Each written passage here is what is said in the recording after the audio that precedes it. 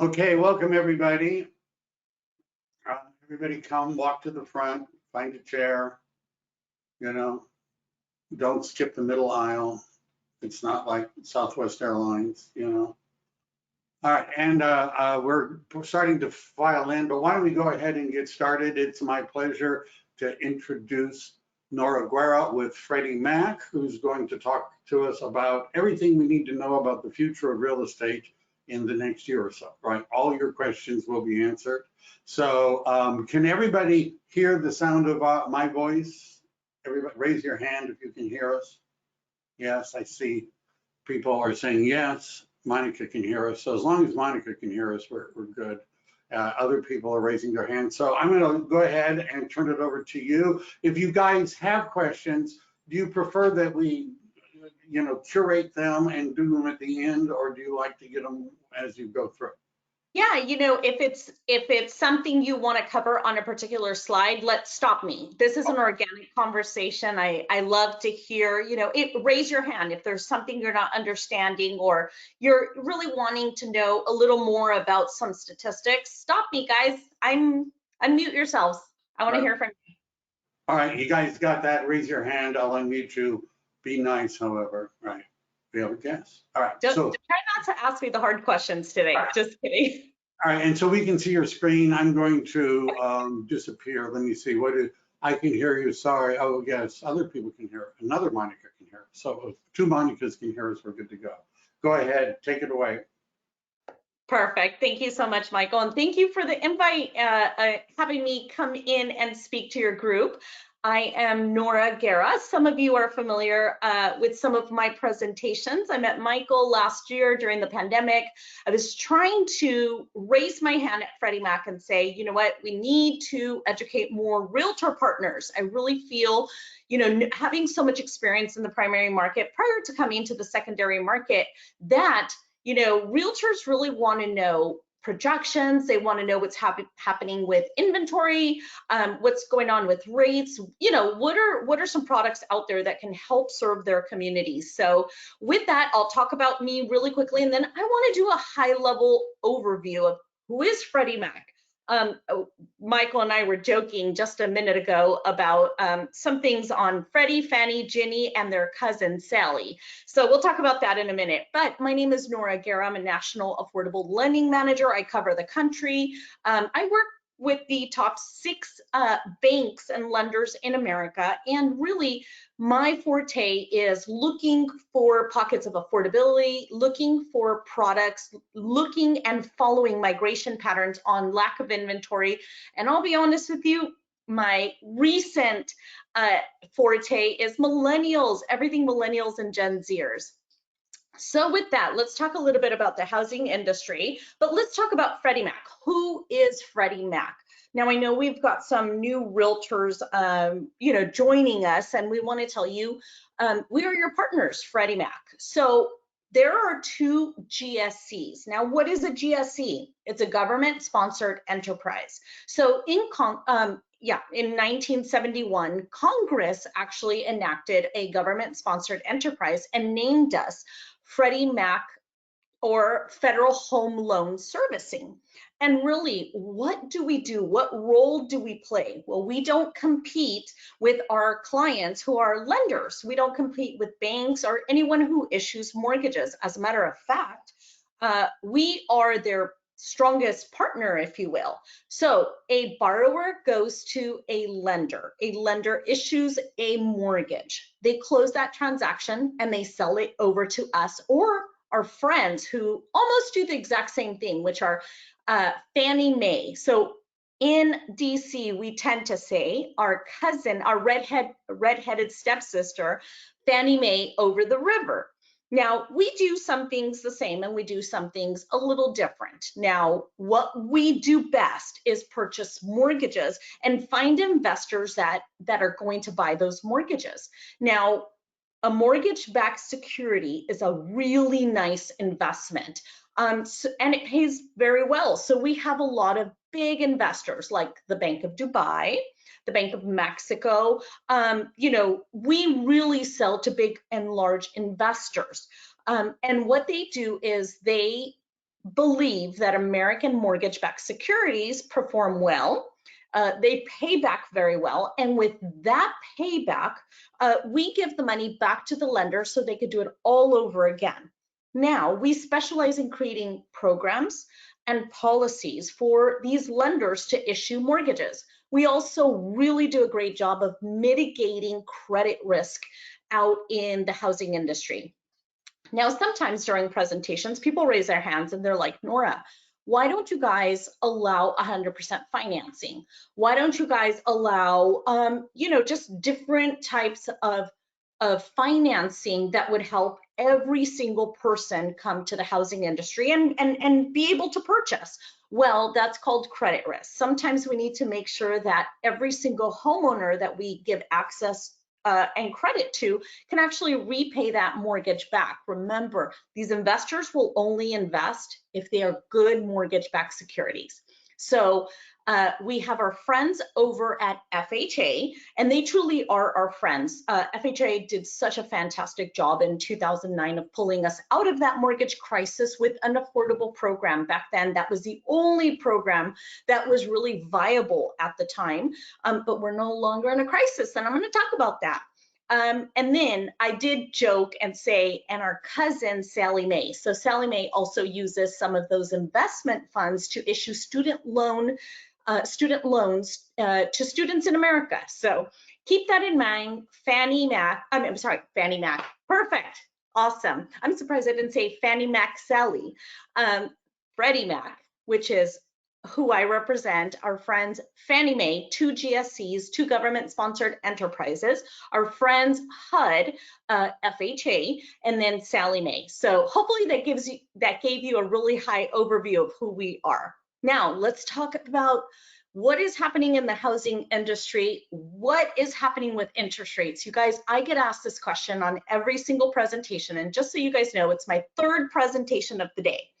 Okay, so interest rates. Now, I've been talking about interest rates during the pandemic, and I've been talking about how we've had some historical lows.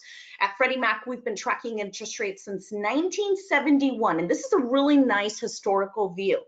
As you talk to some of these first-time home buyers and they raise their hand and they sit across from you, you're the industry professional, they're gonna say, is this the right time to buy? So I want to educate you on, is this the right time to buy? And it's not just about you, your community, and where you service, because that may look very different in 2022, and we'll talk about that in a minute. But I want you to also have a lot of experience with projections. What does the outlook look like for 2022? So we actually had a historical low interest rate, April of this year, 2.75, lowest historical interest rate. We have seen a little bit of an uptick lately, last 3 weeks with interest rates. Okay, guys, so I'm gonna lay this down for you, okay? Michael and I have probably been in the industry for a very long time, 23 years on my side. Most of my experience is on the primary market. When I first started, I was an underwriter for subprime mortgages at 14%, and back then there was no TILA RESPA. So borrowers used to call me and say, thank you so much for my 13% interest rate. I was like, wow, this is not viable. So hopefully our interest rates go down, which they did. So 3%, as of this morning, I saw a new, 3.05. Let's not say 3.5, 3.05. And you guys, I do have to say, having so much experience in the mortgage industry, this is a fantastic interest rate. If you look at Wells Fargo or go to any other lending institution and try to borrow on a personal loan, average interest rate is almost 6 to 7%. So this is still a fantastic interest rate, but what's gonna happen? Well, I do have to say the feds are being very clear with us all in the housing industry, and they're saying interest rates are going to be increased in 2022. I saw 3 economists yesterday. Housing Wire, if anybody's interested, go to the MBA website, go to Housing Wire. We've got about 4 economists stating interest rates should be around 4% between the first and second quarter of 2022. This is not our projection. It is just housing industry economists who are basically saying this. And that sounds about right. You know, Fed stepped in at the beginning of the pandemic to save our housing industry. We did not want a repeat of 2009's mortgage crisis. So they basically came in and said, you know what, we've got to lower the interest rates so that a lot of home buyers are able to refinance and lower their monthly payment. And we'll see what happened with that. And let's go to our next slide. So I mentioned interest rates have started to go up. However, you know, really they go up a quarter, they go back down a quarter, and it seems like that same pattern for the last 7 months. They go up an eighth, they go back down an eighth. However, again, we're really seeing, we believe, about 4% first or second quarter, still phenomenal interest borrowing rate for a first-time home buyer. Now, let's talk about what happened in 2020. I do have to say, I was on the road. I was actually in Washington, D.C. presenting beginning February of 2020, when I was mentioning to this big giant crowd in a hotel room, or big hotel, not hotel room, a big hotel. And I was saying, guys, we're doing so great as a housing industry. This looks phenomenal. Projections for, you know, 2020 for the rest of the year, $2.3 trillion in mortgage business. Wow, congratulations, we're out of that 2009 mortgage crisis. You guys, during a world pandemic, we closed 2.6 trillion in refinance and 1.4 trillion in purchase. I mean, these are historical numbers. So when a millennial or a first-time home buyer comes to you and says, hey, is it a good time to buy? This definitely needs to be shown to them. I mean, we haven't had these type of historical numbers. And as you can see, they actually supersede anything that we have had since 1970, when, you know, the market actually started booming. So 2021, what does that look like for us? Still a little bit of a refinance market, just a lot of, you know, borrowers who haven't taken advantage. Now that they see, though, those interest rates creeping up, a lot of home buyers are applying for refinance in the last 3 weeks. So a lot of equity is being taken out, and that's going to impact you as a real estate agent. But look at that purchase number and look at our forecast at Freddie Mac for 2022. I mean, really, this is a purchase market. So a lot of these home buyers are going to finish taking advantage of the low interest rate, refinancing, lowering their payment, don't want to apply for forbearance because they don't need it. However, a strong purchase market, and I'm going to tell you how strong it truly is. So I mentioned a lot of these home buyers took advantage and actually refinanced. Oops, sorry about that. Okay, and actually, oh, hang on. Hey, okay, let's try something else. There we go.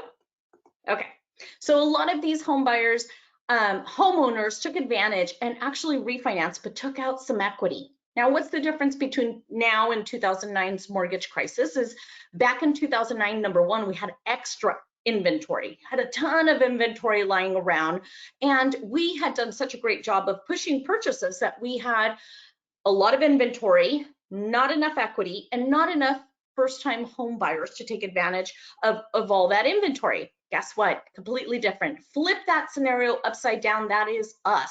We did such a great job of explaining to existing homeowners, keep your equity, do not refinance, do not strip yourself of that equity after the mortgage crisis, and they got the message. They held on to that equity. We, as a matter of fact, in the beginning of the pandemic, had more equity than we did mortgage-backed security, more debt out there. So more equity meant a lot of these home buyers, once the interest rates went down, and they sure went down rather quickly, when the Fed stepped in, lowered those interest rates, we had about $18.7 trillion in equity out there. And a lot of these buyers took out that equity. Now, what did they do with that equity? First thing that they did was lower their interest rate. I think we have an average of at least $1,200 to $3,000 in savings ability. That means sustainable homeownership, lower their interest rate, lower their payment, you know, building a little more generational wealth, building more equity. But a lot of them took out that equity because they really like that interest rate. And guess what? You guys are realtors. You're going to see a lot of these homeowners existing took out equity out of their existing primary mortgage and are buying second and investment properties. So that is going to be an impact. You're going to start seeing a lot of those, hey, I'm interested in investment property. Now, COVID impacted investment properties and second homes. A lot of people still say, you know what, I want that rural home. I want that second home. I want that investment property, low interest rate market. With that equity extraction, with that big demand that is here, and we'll talk about who the demand is and what does the demand looks like, because you need to be so prepared for 2020. It's going to look rather different. Michael, it's going to look different than we've seen in the last 23 years. The borrower is different, their needs are different, and how much demand is out there is very different. And we have one giant challenge as a housing industry, and we're going to cover all of that today. Now, home sales have not been seen this aggressive since 2006, so pre-crisis. And who is that demand that I keep talking about? Well, you'll see in a minute. Let's talk about a positive outlook for you realtors. Okay, you new realtors, I have a great message for you, and this is the perfect time for you to come into the housing industry. On my existing realtors or realtors that have been in the industry for a very long time, you're actually going to be very shocked with how much demand is coming your way. I have an actual number on how much demand. It's going to be a little shocking, but you know, my partners over at NAR shared some statistics with us, and it looks like we have over 20% of listings, especially in California. This is actually an more aggressive number in California, are sold within 3 days of being listed. That's pretty impactful. And then over or almost 40% are being sold above listing price. For those of you agents, this is fantastic news. It's also news that kind of makes you say, well, Nora, what's going on with inventory? We'll talk about that in a quick minute. But, you know, well, actually, we'll talk about it now. Lack of inventory. That is our big housing industry challenge. That's really what we're up against. At Freddie Mac, we have these big conversations every day. How can we solve for this? Well, of course, we're really great partners with the National Home Builders Association. I actually just co-presented with them about a week ago. And the first thing we said is, help us. We need to build 3.4 million units per year for the next several years. And that's on a conservative side. But if you see on a high side, we need about 4.7 million units. And you guys, this is just to catch up with demand. So builders have not been building since 2009 during the mortgage crisis. Several factors are due to that. A lot of you new realtors, you know, you're gonna get requests of, hey, I only want to see new builds. Well, they're very far and few here in California, and when they are, they're scooped up right away. You're going to see above asking all cash offers. And what is the reason these builders are not building? Number one, after 2009, it actually became unaffordable. There was no profit for these builders to build. A lot of these policymakers stepped in, a lot of fees for them to build. So it actually didn't become, you know, it just became irrelevant for them to build affordable housing, which really started impacting us. We are now feeling that impact because there is no affordability, especially in our state.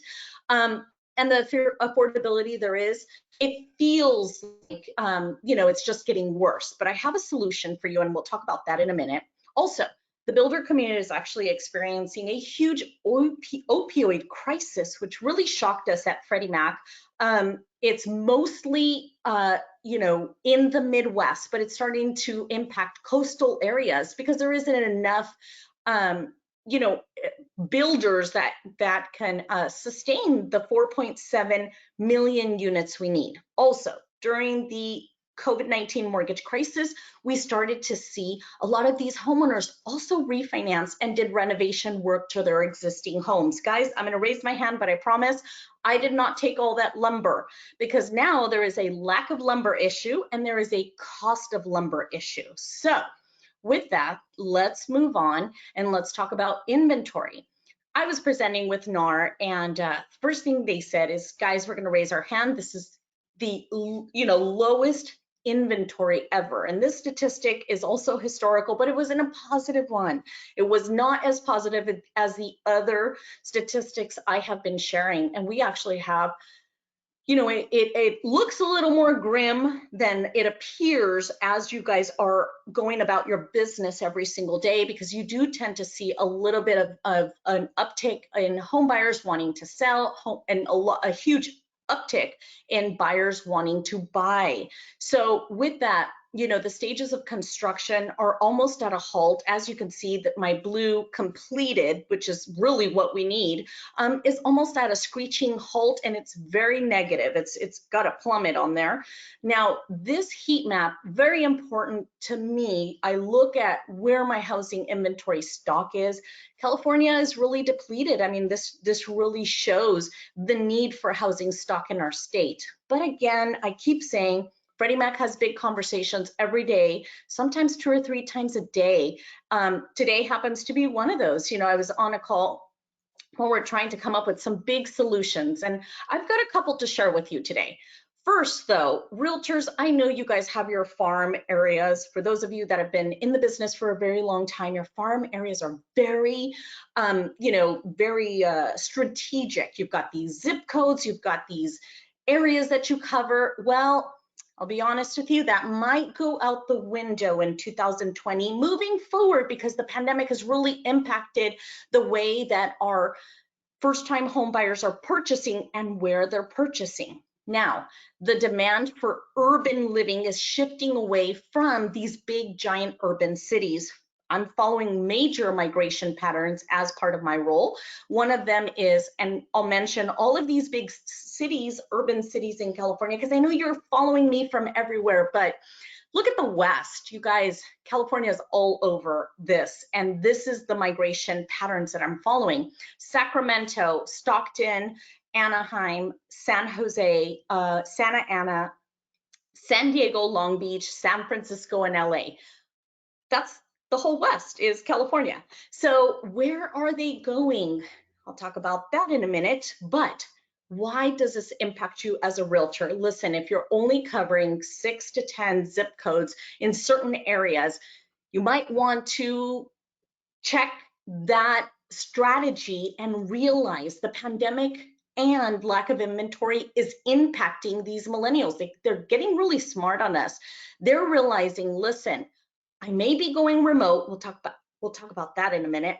Maybe going remote, and I need to find where it's affordable, where there is inventory.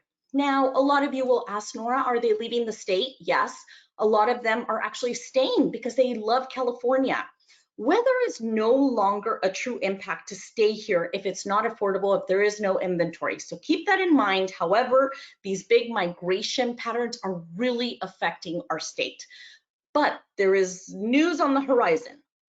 Okay, let's talk about remote work. I just told you, this is really the big impact or the catalyst for these first-time home buyers. A great example, Google. I'm following Google right now because Google invested so much money in the last 10 years in these big ergonomic, amazing work centers, right? Well, what they realized is during the pandemic, employees were so much more satisfied working at home, taking care of their children, and the intensity of work experience became very positive for these Google employees. Number 2, brick and mortar is extremely expensive, but this is happening to a ton of companies here in California. Freddie Mac, as a GSE, government-sponsored enterprise, we went from an entire workforce, I've always been remote, but an entire workforce that actually had to come in and clock in that 9 to 5 to go remote. And we didn't skip a beat. There was 0 issues. And what big companies or big organizations like this realized is, number 1, very profitable. Number 2, less expensive. Number 3, work ended up thriving. Okay, so there was so much positivity out of this. Now these companies are definitely saying to certain employees, hey, listen, I don't care where you work. It's okay, just let us know where you're gonna land. But you don't have to live in an urban city and have that commute. So I'll use LA as an example because I'm following such a huge migration out of there. So we see, you know, that millennial who's in a 500 square foot condo apartment in downtown LA, and COVID happened. They have a roommate, and all of a sudden they're both in this one bedroom or a studio, sharing their workspace and their living space. And they understood, if this is not sustainable, my company is allowing me to be remote 100% of the time, so might as well, you know, leave urban, leave suburban, and they're going into rural.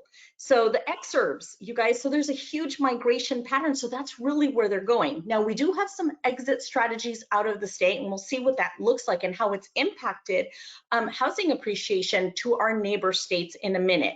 But we call these Zoom towns. So I'm going to tell you a Zoom town that I'm following right now, and I'll come back in 2022 and really give you some great statistics, because you guys, if you're in Southern California and Northern California, these Zoom towns are popping up everywhere. So LA City, I use that example. They're leaving LA County and they're going into, are you guys ready for this? I couldn't even believe this. Coachella, Palm Springs, Palm Desert, they're going into Joshua Tree. So weather is no longer an impact for someone to say, you know what, I can't live here. The weather is not perfect. It's not my regular, you know, LA or NorCal's weather patterns, you know, like just that nice weather. Nope, affordability and inventory. And then I'm going to talk about the inventory in these rural areas, because you guys are probably saying, well, Nora, what's out there? You'll see what's out there in a minute, because I think it's rather shocking and it's very different. So you guys, this chart really talks about what I just said. Never have we ever seen an 11.3 increase in rural purchases versus 9.2 suburban and 6.7 urban. That is incredible. And it's not just impacting first-time home buyers, renters as well. So keep that in mind, but these renters are really stating or understanding, I need to go get pre-approved. I need to buy a home. My rent is way too expensive. I can go to a rural area and pay either the same as my rent or less. Rents are extremely expensive in California, so it kind of starts mirroring. By the way, landlords are so much more restrictive than our underwriters in qualifying renters for an apartment. Okay, new housing trends, I just mentioned, it's this urban exodus. Again, realtors, I want you guys to get ahead of the curve. I saw Nora's presentation from Freddie Mac. She told me my regular farm area is gonna look so different. I need to get out of this farm area. You guys, please, if you're in SoCal, start looking at, you know, every single affordable area or rural area in your vicinity. And I mentioned a couple. Please also look at, we're starting to see some pop-ups kind of towards the mountains. We're also seeing a ton of desert. NorCal, outside of Sacramento, we're starting to see big exit strategies or big exit patterns out of San Francisco, out of Sacramento into these, you know, little small towns. And they're also very rural. So stay tuned there. I've got some information to share with you probably in the first quarter of 2022 on what these big exit strategies look like. They're actually very big numbers. Okay, so shares of moves to lower density. Now, COVID also impacted the fact that they don't want to be in the big city. They don't want to be in the big city where everyone is at. You know, we saw a huge number of COVID cases in big cities. You know, we're starting to see that millennials are stating, you know, I don't want to live in the urban area. I really like this rural, you know, kind of a different feel, but these Zoom towns are popping up so aggressively that it doesn't really feel rural. So stay tuned there. We're really doing great research. We've got so many surveys. I think we have over 400 surveys. So to say Freddie Mac loves surveys is an understatement, but it gives you a lot of information, and I'm able to come and present that to you. Okay. Nora, quick yeah. question, please. So what towns we're being asked are the Zoom towns in Northern California? Oh, so I don't know if you guys saw Stockton, a ton in Central. So we're seeing big exit strategies out of San Francisco, right outside of Sacramento. We're starting to see some Fresno upticks, so Central going towards NorCal. So if you give me a bit, kind of in that first quarter, we're finishing our work on NorCal. We've got a lot of SoCal right now done. We're still following NorCal, so I will be able to present a real exit strategy and kind of show you some heat maps. I'll be back, I promise. I just told Michael, it might actually be an in-person presentation. We'll see if they allow me to travel, but we're definitely finishing that. If you're looking for specific cities, stay tuned. I'll definitely have that for you first quarter. Sounds good. Kind of. Yeah, sounds great. Okay, great. All right, guys. So, oh, anyone else? Okay. The question was whether or not this migration and zooming is going to affect commercial real estate. Commercial. Okay, so yes, and we actually at Freddie Mac have a multifamily division. So I'm following that as well with my multifamily commercial friends in our other department at Freddie Mac. We're starting to see kind of a slowdown in commercial business. A lot of these big companies are also not renewing their rental leases on these big buildings, so stay tuned. Yes, it truly has a big impact. If they're going remote, brick and mortar, commercial buildings are going to be impacted. Unfortunately, they are. So, but stay tuned. You know, the market may shift. Who knows? I mean, we just can see this for the next 3 to 4 years. As you know, COVID. Remember, we're not in the outs of COVID. We're still in the midst. So, you know, we'll see how this looks in the next 3 to 4 years. But yes, absolutely, you're right on to something good with commercial. Yep. Okay. So I mentioned big exit strategies out of our state, and a lot of, you know, for the last 4 years, we kept saying in the housing industry, these exit strategies out of California are maybe more politically induced. Well, guys, COVID-19 changed that for sure. If you notice something, you know, California has a 12% year-over-year housing appreciation. Okay, again, I'm going to go back to my first-time home buyer sitting across the desk from you saying, hey, is this a good time to buy? Well, you could definitely show them this map and say, I have a question. Do you know of any investment account that will pay you a dividend or a return of 12% in year-over-year? So that's really great. I'm a little disappointed, to be honest with you. Even though last year was 9% and the demand is really there for first-time home buyers, I'm a little disappointed it wasn't a little more aggressive. Let me tell you why. We're receiving or seeing and following these migration patterns out of California. So where are they going? Well, first thing we're all going to say is they're going to Texas. Okay, well, they have been going to Texas, but check out Idaho. 25% housing appreciation in Idaho, where the weather is not so great like California. But a year ago, their average sales price, $242 for a 3-bedroom, 2-bath, 1,600 square foot home. So a lot of exit strategies out of Washington and out of California migrating into Idaho. Now, something I read that I thought was peculiar and kind of funny, it's the governor of Idaho was standing at the airport and he was holding a big sign, Californians go away, Idaho, you know, citizens or natives cannot afford to live here anymore because of you. And this map truly shows this. Now, interesting thing here, and I'm going to have an update for you on this because we're really tracking this aggressively. Idaho, 25%, and this is as of January 2021. You guys, I've seen numbers and it's almost at 45% as of right now.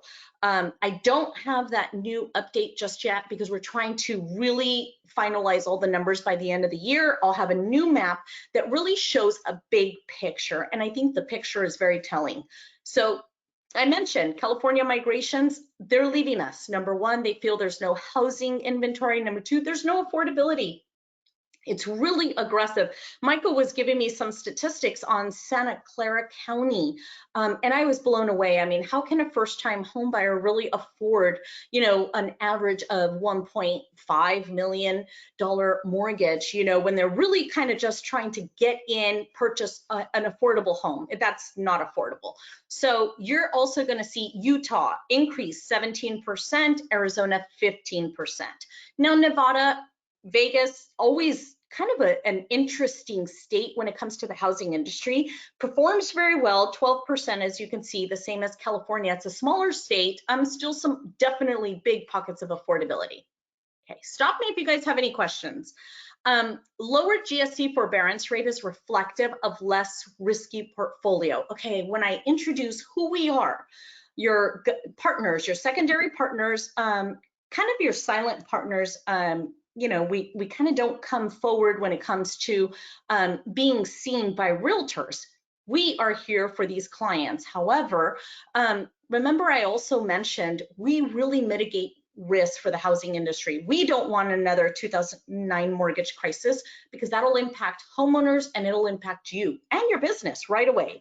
The really nice thing to say is, since 2009, we definitely had a very hard lesson, and we learned, number one, we need to qualify these borrowers correctly and to the full extent of a credit box. Now, what does that mean?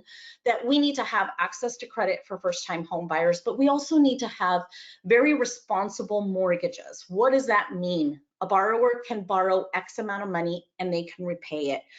During a world pandemic, this is treated, if someone loses their home or they're impacted directly or indirectly by COVID-19, there are options out there. It's not like 2009. We have forbearance, we have modifications, we have several modifications out there. But the portfolio, the GSE portfolio, Fannie and Freddie, because they're, your government-sponsored enterprises, actually did such a great job of qualifying borrowers that can pay their mortgages back. And that really is reflective of forbearance. A lot of these borrowers took advantage of those low interest rates and refinanced instead of applying for forbearance. So that's a positive notion. Now, our friends, Ginnie Mae, which is HUD, FHA, didn't actually have the same, as you can see here through this slide, didn't have the same impact. And why? It's not that they took on riskier business, it's that their credit profile is riskier. You have the higher debt to income ratios, you have the higher interest rate, you also have lower FICO scores. So when you say, hey, Freddie Mac, can you guys lend 100% and to someone who has no credit, or a FICO of like 520, this is what that portfolio looks like, a well-performed portfolio, if you will.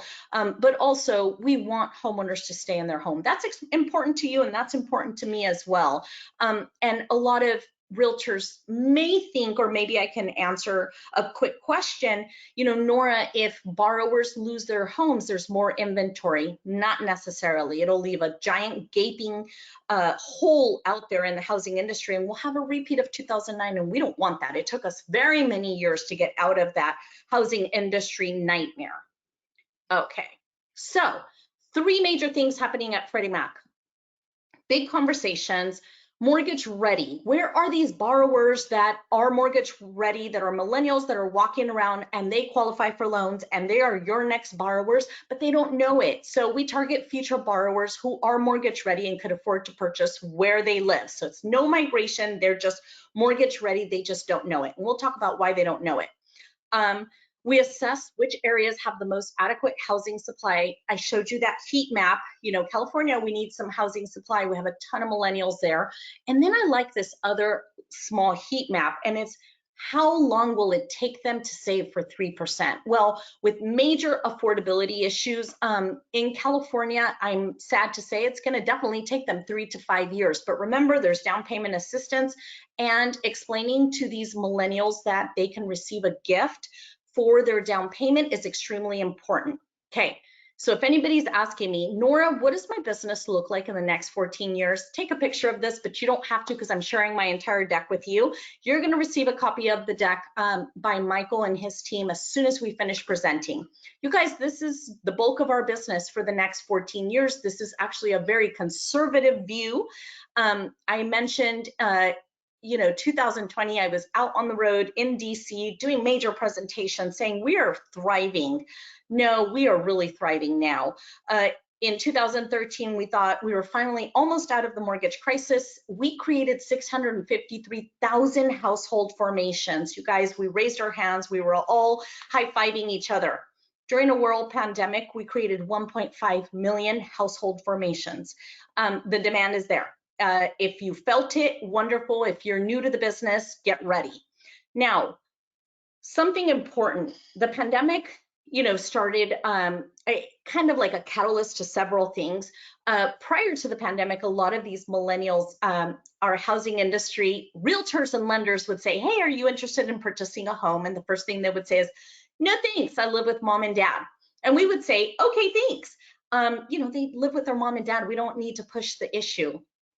No, actually, only 25% of millennials lived with mom and dad. Now, let's remember, millennials, the youngest is 24 years old, graduated college, fully immersed in the workforce. The oldest is 40, turning 41. They are parents, they are married, most of them, and they need to buy a home. So this millennial, I live with my parents conversation, it's really, really going away, okay? So don't let them stop you from helping them with that statistic. Now, I do have to say the millennial cohort, very diverse. So that's why I said millennials and your borrower, their demands look so different. I have a ton of underwriting experience, a ton of origination and structure experience. It looks so different. The credit profile looks different. Their challenges look different. Their solutions look different as well. I have solutions for you. Millennial household. So raise your hand. I was once an originator. Who wants 50 million mortgage? Millennials coming to the housing table in the next 14 years. That's your demand. That is why we need this big ramp up on inventory. You guys, that's huge. That is so huge. That's actually larger than any other cohort, any other generation. They're actually twice as large as baby boomers. And for a very long time, we kept saying baby boomers are really dominant as the largest age demographic. Okay, households age 65 plus. Remember I mentioned COVID-19 impacted a catalyst of different events in our housing industry, our buyers, buyer trends, how we qualify borrowers. Well, guys, our retirees or near retirees actually have been aging in place for a very long time. They're like, you know what, I'm not really interested. There's no inventory out there. No, COVID-19 made them realize, I want to be near family, I want to be near my grandchildren, I want to be near my children. So they are now competing with millennials on homes. And you guys are probably seen that. You guys are the experts. You're probably going to tell me, yeah, I agree. And if you haven't seen that yet, you will in your community. We're starting to see a huge uptick of downsizing from this particular cohort. Okay. Nearly, and this is now your millennial. I'm going to give you a quick millennial 101. I'm a subject matter expert. I'm running out of time, so I'm going to go a little fast. If you don't mind, hold your questions. Let me get through it because I want to answer your questions. Okay, nearly 22% of Americans are millennials, biggest age demographic. So what is very interesting is millennials are quite diverse. This slide really shows how diverse they are. Why does that matter? Why does that impact you and your business? They are 45%. Minority millennials are 45% of that entire cohort. The way that they purchase, the way that they are not financially savvy or financially literate is extremely important with how you help them. And that's really what I'm here to say. It is the most diverse cohort, age demographic. Never have we seen, not even my generation, Gen X, was as diverse as this new cohort. And just stay tuned because Gen Zers are even more diverse, very interesting, but they're going to impact you. They're going to impact, remember those 50 million millennials coming to the housing table in the next 14 years. You guys, they are here and they're banging down our doors. So they are the most educated adult generation. They don't just have one degree, they have 2 degrees actually. And with that, you can see where this heat map really shows where the most educated millennials come from. And really, California is one of those states. Why? Why California? Number one, we have so many jobs. Millennials flock to where there's jobs, and they flock to where there is universities. We have both. We're very fruitful in both. And with that, of course, with higher education comes earning power. They are the highest wage earners at their age. But females, raise your hand, because female millennials are really out earning any other females and age demographics than before. They're actually out earning every other female at their age. So what is that attributed to? Higher education, and they're fully immersed in the workforce, and they're really we're starting to see a promotion from within their companies. So women are very, becoming very educated, and they're also really learning how to negotiate for their pay. I'm following a study right now, really interesting, on how women are actually huge negotiator, and they're trying to kind of mirror or match a male salary. So stay tuned on that. Why does that impact you? Because your second largest purchasing demographic, your second buyer, other than a married couple, is a single female. So stay tuned, working on a study on that as well. You're gonna see a lot of millennial single women purchasing homes at an aggressive pace. Okay, largest generation in the workforce. You guys, millennials are out there. They are fully immersed, as I mentioned, in the workforce, and they're also the largest cohort within these workforces. I do have to say, at Freddie Mac, I'm proud to say we love hiring a ton of millennials. They're so techy, but also, they really see us as seasoned professionals and rely on us to kind of, just help them navigate, especially in the housing industry. Now, this is my favorite slide. Guys, why? I need to if there's one myth I'm going to dispel today, is student loan debt. Because you're probably thinking, Nora, you're talking about all these amazing things about millennials. What about their student loan debt? Well, the first thing I want to say is it's not as bad. I'm a Gen Xer. We carried larger student loan debt, and we were able to come to the housing industry much sooner. And we carried credit card debt. Our baby boomer parents basically said, hey, credit is out there, credit is good, go use it. And guess what? They didn't educate us on credit. So millennials, very different, carry a ton of student loan debt. It's not as bad though. Only 33% of millennials, not 100%, let's dispel that myth. So every millennial that sits across from you that says, no thanks, I'm not interested, I carry student loan debt, I can't afford a home. Not true at all. This slide really needs to be presented to them. So only 33% of these millennials actually carry student loan debt. Now, let's break this down rather quickly. 32% of millennials share in total US student loan debt.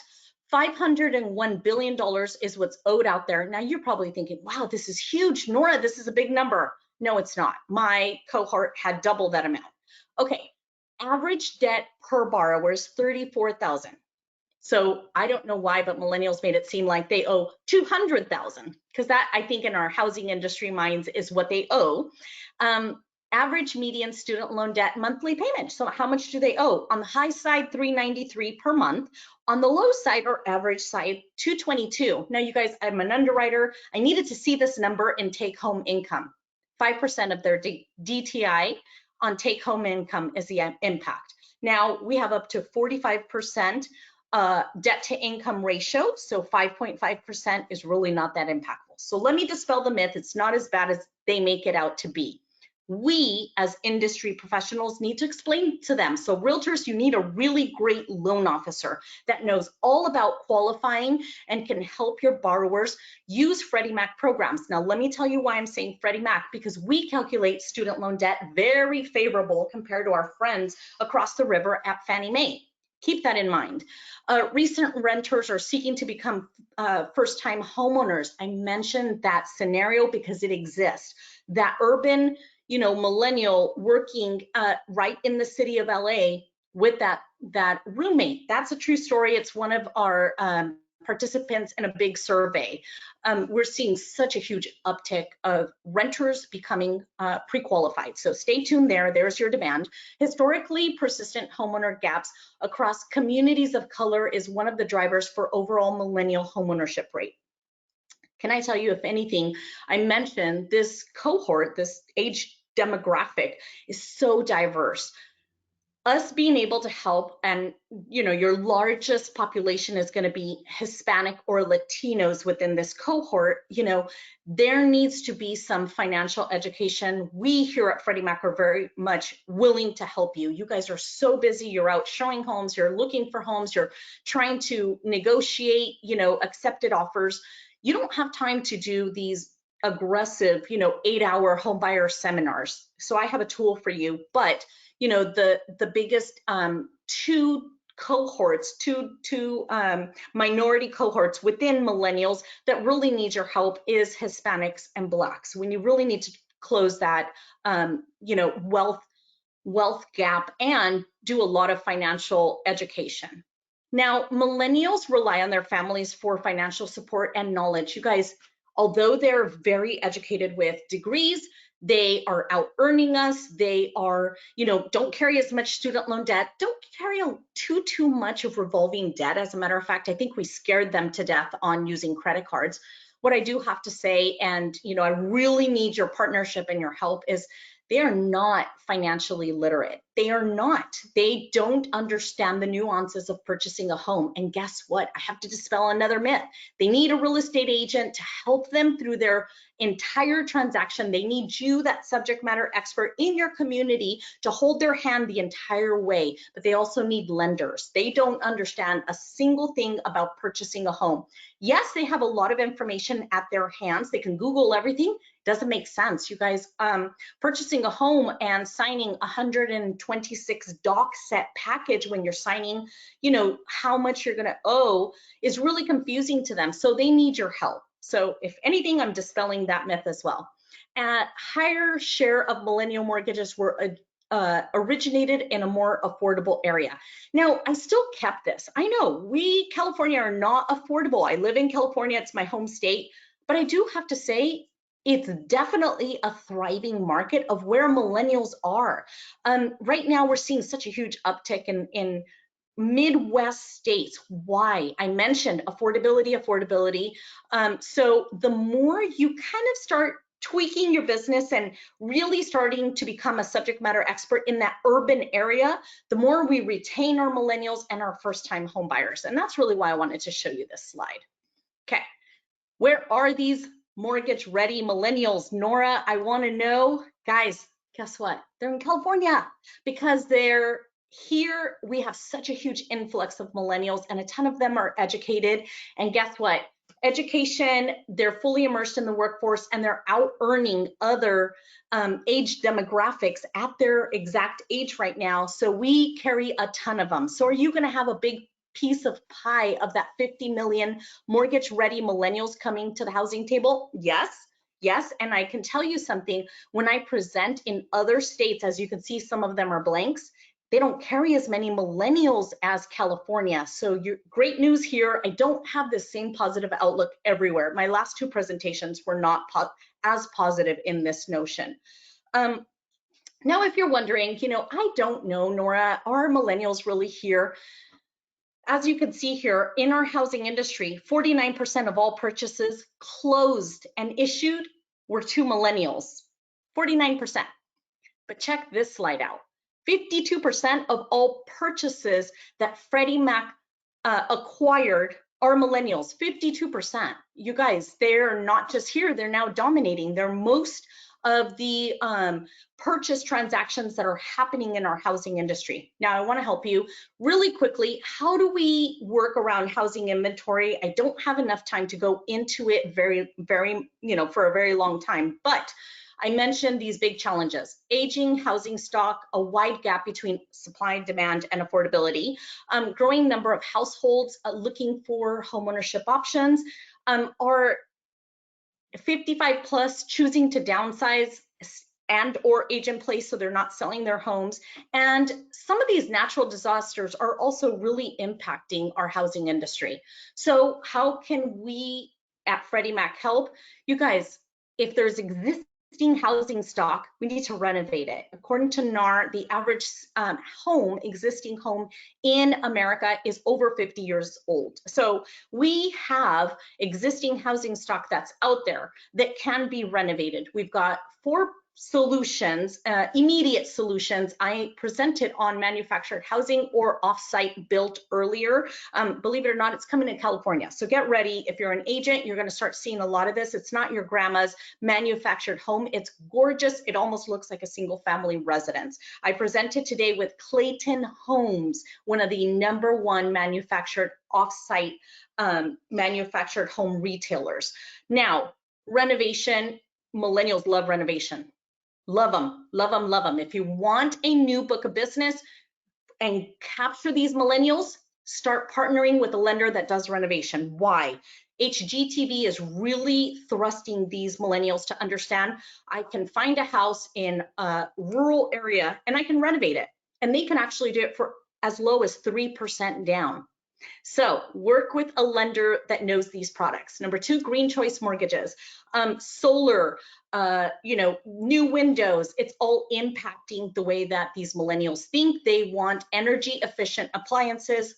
You can layer a renovation with a energy efficient loan. I mentioned manufactured housing. You're going to start seeing that a lot in California. There's a huge pilot program happening, very successful right now, where there was actually fires. Is it Paradise Valley in California? And I'm following that right now. I'll stay tuned. I'll make sure that's included in your first quarter when I come back. And shared equity homeownership. We're starting to see a lot of first-time homebuyers coming and purchasing a home with no down payment because there's shared equity. Stay tuned on that. We'll talk about that in the future. How can I support your business? #1, I want to help you have leads. First-time homebuyers come to Freddie Mac and say, Freddie Mac, I want to purchase a home. I'm a first-time home buyer. Well, what do we do with these leads? Well, if you sign up, this is a live link. It's a live link also on the presentation that I sent you. Sign up, and if there's any leads in your neighborhood, we tend to send them right on over to you. CreditSmart Financial, I mentioned to you guys that we want to help you educate your community, your first-time home buyers.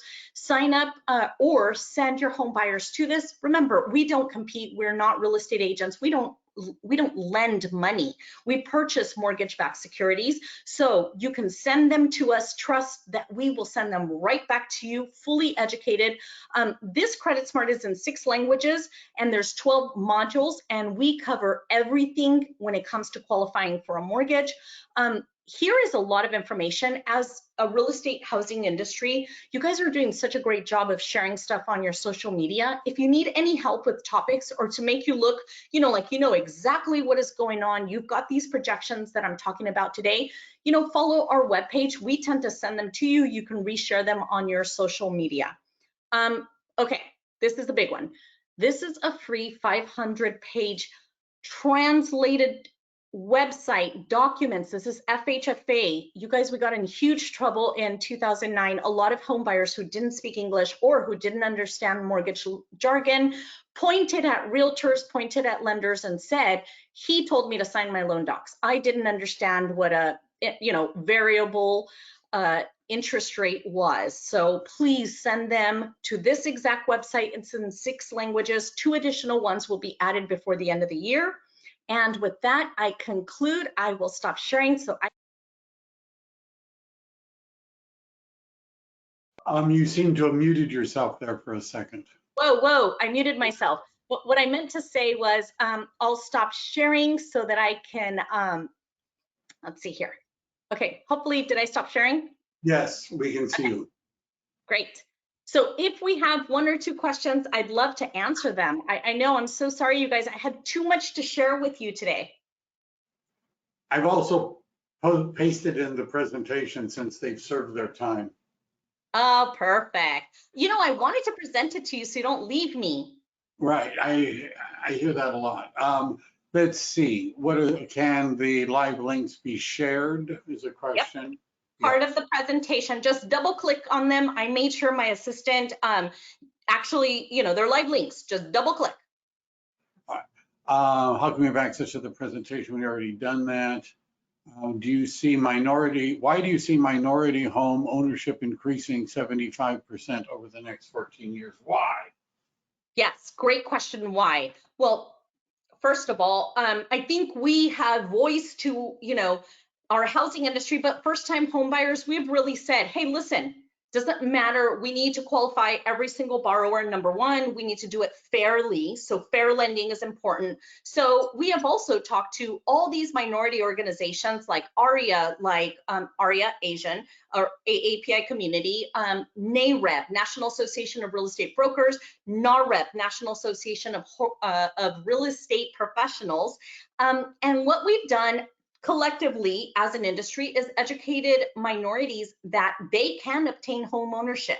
Historical renters in the Black and Latino community are now understanding, why am I renting? My rent is not sustainable. I can actually earn equity, and close my generational wealth gap for my future generations, and I can purchase a home. So that uptick is from them understanding if they get pre-qualified, if they can qualify, they can actually purchase a home. So we're seeing lower rent, lower mindset of historical renters and more of a mindset of purchasers. I've got to purchase. That's a big goal of mine.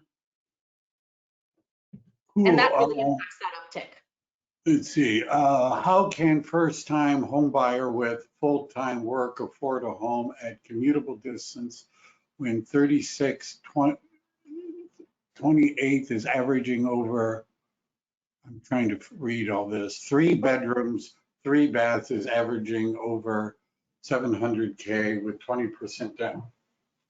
That's a really great question. Okay, so I'm trying to understand, and I think the logic behind that question is it's not affordable for one person, right? So we're starting to see, and this is part of one of my studies, is not one borrower on a loan application, multi-generational borrowers. We've got mom and dad, the 2 children, and grandma applying for a loan.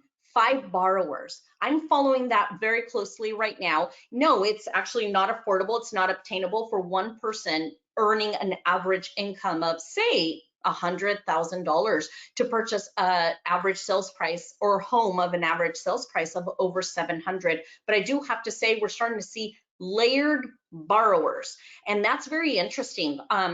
Hispanics historically are multi-generational borrowers and applicants. Stay tuned there. We're also seeing, and this is very interesting, that scenario I gave you with that urban millennial, he ended up qualifying for that home with his roommate, and they ended up renting several of those rooms out to pay for the mortgage. And I do have to say, when we kind of connected with him not too long ago, because it's almost a year since that scenario on one of my studies, not only was he making his mortgage payment on time, which is very important to us, he was making an additional 1 mortgage payment a year because we had educated him that he can actually have a savings ability on the mortgage of 7 years if he paid 1 additional mortgage payment to the principal, no interest.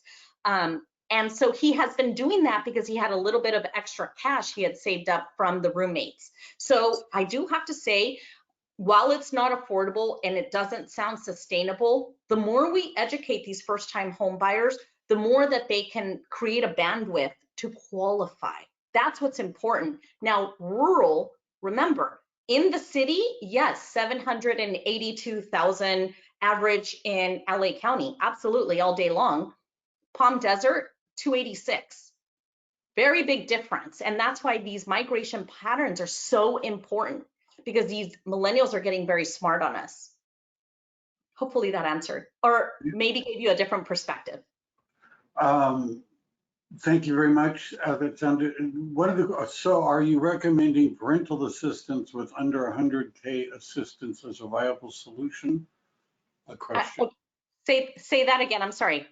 Are you recommending parental assistance with a less than 100K assistance as a viable solution? Not entirely sure. More than is what, more than 100,000. I'm sorry. Are they trying, okay, so maybe unmute yourself. Are you trying to ask, you know, where these millennials are having their parents co-sign, or what is the question? Here, let me, did you want to speak, Tim? I have to get you self-muted. There we go. Listen. Speak. Can you speak, Ken? Do you want to? So I think if you talk. Hold on, can we hear me? Yeah, Okay. I would hear you. Okay, this is Cam Batia. Thank you, Nora, and thank you, Michael. I appreciate your support for timely. This is a great presentation. Well, both the two consecutive questions were from my side. I have a young borrower and she graduated from UC Berkeley.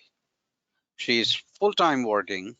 She's looking for a home in Bay Area, San Ramon or Pleasanton, Dublin area. 3 beds, 3 bath, or 3 beds, 2 bath townhome is over 780,000. Yep. If you take a look at 20% down at 700K, it's 140 grand down payment. This young kid may not have 140 grand down. Probably around, say, 55, 60K if she's lucky that she's saved that much. So are we talking as parental assistance of more than 100,000 as a down payment help to a young kid?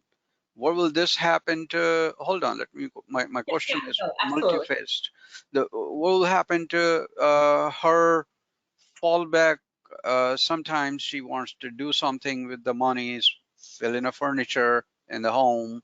And what will that do to her parents that are just about close to the retirement age? This is, as you said, it's a very unsustainable. And I'll take response on the air. Thank you. Great.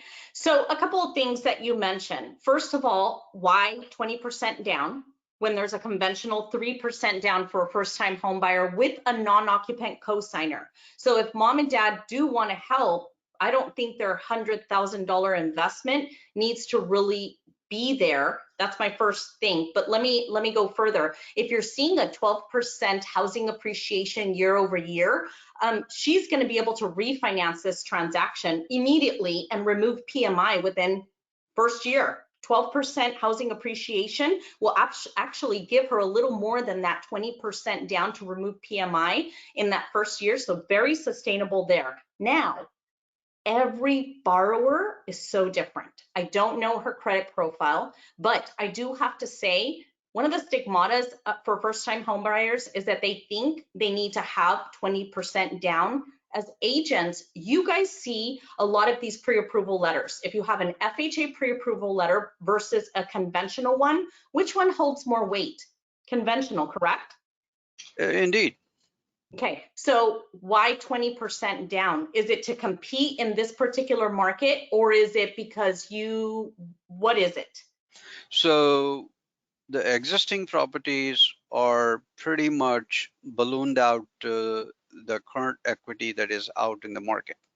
If the equity in the house is 680,000, the existing owner is saying, I need 720,000. Okay. If the existing market is 680, they are saying 720. Now, how much will that townhome go high up from 720? Is it going to go 800, 900 in next year and a half to 2 years? I, as a realtor, am very doubtful.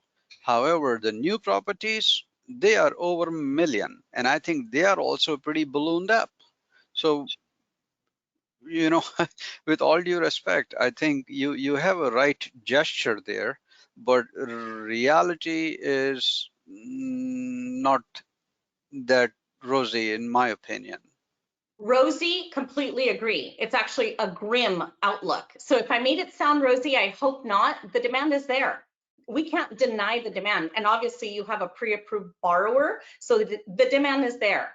The outlook is that we need inventory, and that's not rosy at all. All right. 4.3 million units is not a rosy outlook. I actually mentioned the 2009 mortgage crisis, flip that upside down. That's what we're in right now. You So did. that lack of inventory is actually very grim. So let's make sure I don't paint that rosy picture. The borrower and the demand is the rosy picture, and the 50 million millennials coming to the housing table means more borrowers for you. However, like I said, the 20% down doesn't really make sense to me. I would put 3% down for this borrower, but I'll be very honest with you, that picture you just painted, it's not sustainable for this person maybe to even qualify for that type of mortgage without their parents, number one, without several other people on the mortgage note to help them compete in that market. I don't know if I would have a first-time home buyer qualify for over $1 million mortgage. I mean, those of us that have owned homes for many years are even sitting in place, not trying to purchase. So maybe looking to the outskirts if they are remote employees. And if not, they just need to stay and wait to see what the market does. It doesn't mean that they all need to apply or that they all qualify. Again, you know, every borrower is a different scenario. These statistics are, number one, driven from all of the mortgages we purchase. So it's live. I have an entire 1 year's worth of what the credit profile for a millennial looks like and what their purchasing power looks like and how they have performed. So it's not like 10 years ago data. However, the market is rather aggressive here in California, and I mentioned that. So not everyone will qualify. They may need to stay if they cannot migrate to a rural area or find, you know, somewhere sustainable. As I mentioned, a great example, not NorCal, SoCal. People are exiting, or young millennials are exiting kind of that city, 788,000 average sales price to, you know, really rural, as I mentioned, Joshua Tree, 192,000 average sales price. So they either need to do an aggressive migration to be able to qualify, to be able to afford, or they're going to need multiple people on that mortgage to qualify. I hope that answers it, but I do have to say, every single person and scenario is completely different in every single location in California. And by the way, not a rosy picture. The rosy is the demand, but you guys, lack of inventory, huge issue. Nora, thank you. You answered it very beautifully. Michael, thanks for giving me an opportunity. I really appreciate the support. I'll mute myself. Good to hear from you again, Cam. Thank you, sir. Nora, you had them all enthralled when I had you them at said hello. the magic words, free leads, right? When Oh. and so now, of course, they're trying to figure out how to sign up for free leads, and apparently that link is in the. You guys, so the live link is in my presentation. If you sign up, it's going to ask you for a location. Just, you know, sign up, put in your information. We do want you guys to have a ton of first-time home buyers that are reaching out to us. Remember, we don't compete, so we want to give them right back to you. But again, that link to sign up is in my presentation. It's that slide that I showed you. Real estate, it's right after that supporting documentation, real estate needs. Just double click on that link and register. All right. So I'm reposting again the link to it because. Oh, great. Yeah. Perfect. Any other burning desires for questions? Guys, anything. I mean, I know we're out of time. You see, I brought so much info. I wanted to keep you guys super posted. I wanted to tell you what we're seeing, how you can jump into, you know, maybe changing some of your, as I mentioned, farms. But I know a lot of people are actually putting together their 2022 business plan. This might actually really impact your business plan, you know, getting to know rural areas. As I mentioned, these millennials are getting a little smart on us. it's changing business. We're seeing these migration patterns as aggressive, but more aggressive than anything here in California. And when we do it live, which hopefully will be soon, I get you more time. All right. So. Oh, perfect. I won't bore you to death. I'll only bring really good content. I promise you guys. And you know, I'll bring a couple of scenarios that I'm following right now. I'm actually immersed in 3 major studies. I think I mentioned them earlier, and it really impacts California. I want to bring as much as I can to my home state, where I know it's grim, very grim, but hopefully we'll come up with some good stuff on that lack of inventory. How about this? Become a listing agent. How about that? That's the short-term fix. Be the listing agent. All right. Exactly. Well, thank you very much. As always, everybody was enthralled, stayed to the end, and really appreciate it. And we'll have you back as soon. Let me know as soon as you're in the area again. I'll get a room and we'll fill it up with eager. You can see their eager, curious faces in person. That's fantastic, you guys. That'll be so great. And I promise to bring you some more resources on how we can partner up, Freddie Mac and you guys. And I do have to say, if anybody really likes the data, you can follow me, send me a follow on LinkedIn. Michael, I think you follow me, and I tend to share a ton of this research. You guys can turn it around and share it on your social media. No ego, no proud. I want you to be the subject matter experts. You are our friends on the front line. So please send me over a LinkedIn friend request, and you could follow me and share a lot of this data. Sounds great. All right, everybody. Thank you very much. Be safe out there. You too, Nora. Good to hear from you again. You will do. I'll talk to you soon. Bye.